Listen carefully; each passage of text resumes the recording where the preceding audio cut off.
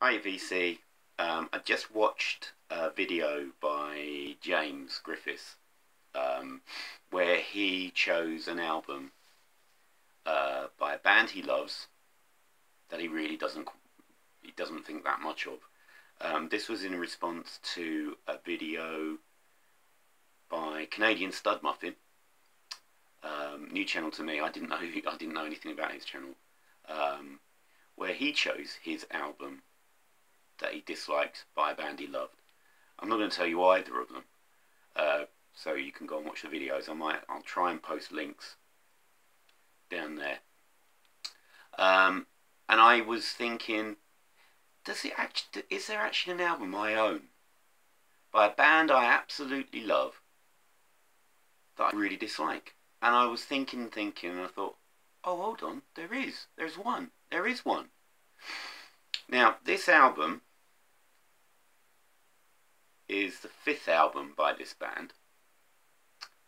The first four, well, they are just possibly the finest run of four albums in rock history, possibly. I mean, there's other bands that would, arguably would be better. But for me, the first four albums by this band are just, well, they are razor sharp. They are the sound of gods. They are just, I think they're all perfect in every way. I absolutely love each and every note on all four of them. Then we came to this album.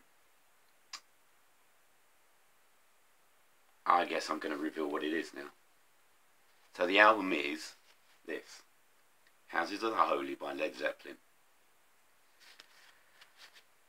Let's put this into context. Right, I was born just as Led Zeppelin released their first album. So obviously I came to things really late. I didn't buy any of their albums till I was probably 16, 17, I think, maybe. I think I was about then. And what I did was, I actually ended up buying the first four in order.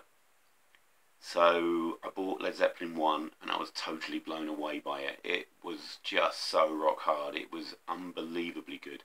I mean, I've since heard it being described as a punk album, and it is just four young men using the blues to blow everybody's socks off.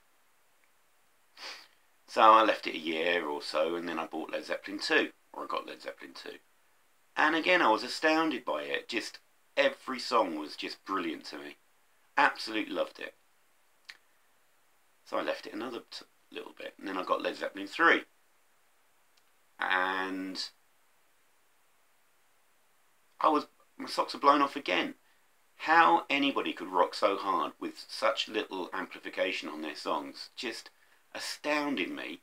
I mean, not every song is acoustic bass, but that album just rocks. And then I left it a little bit there, and I finally got Led Zeppelin 4. What can I say about Led Zeppelin 4? It's just probably it is one of those perfect albums. Just highs and lows, slow and fast, just everything. It's absolutely amazing.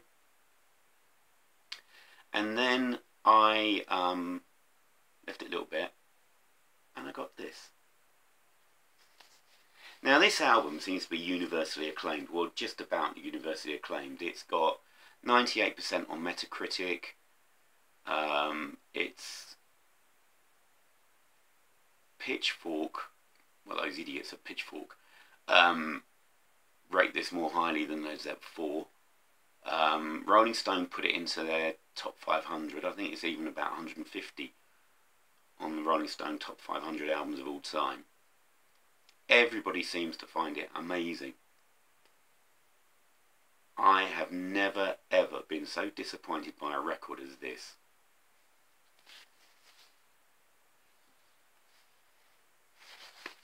Oh dear, where do I start with this? Right, I'm going to get the inner sleeve out because it's actually got the running order so I can go through the songs. So it starts off okay. The song Remains the Same comes hurtling out the trap. But even that, the riff is great, but it's just stop, start, stop, start. It's not what I want, not what I really wanted from a Led Zeppelin song. And then everybody goes on about how the Rain song is so brilliant, so atmospheric. I just think it's dreary, and it goes on for at least 3.5, 4 minutes too long.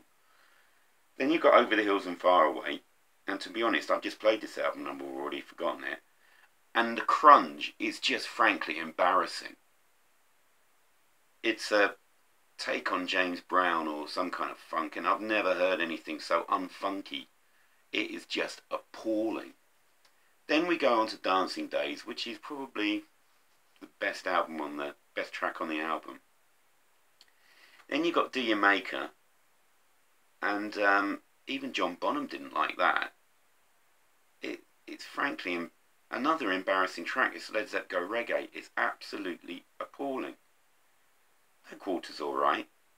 And then the best song on the album, The Ocean, they even mucked that up by attaching an absolutely useless coda to the song that has nothing to do with the rest of the song at all. It doesn't fit, it doesn't flow, and it just completely sums up the record for me. Just doesn't flow.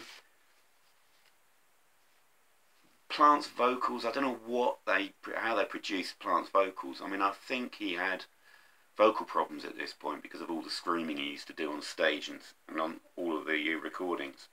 So he was losing his upper register. But even then, the production they put on his voice is just, I don't know, it just sounds so strange to me.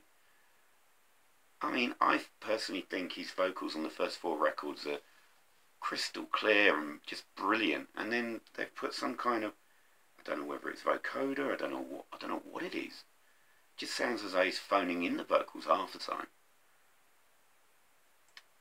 I mean, I'll probably get like hordes of Led Zeppelin fans waving burning torches marching down the A303, baying for my blood after this, but honestly, this,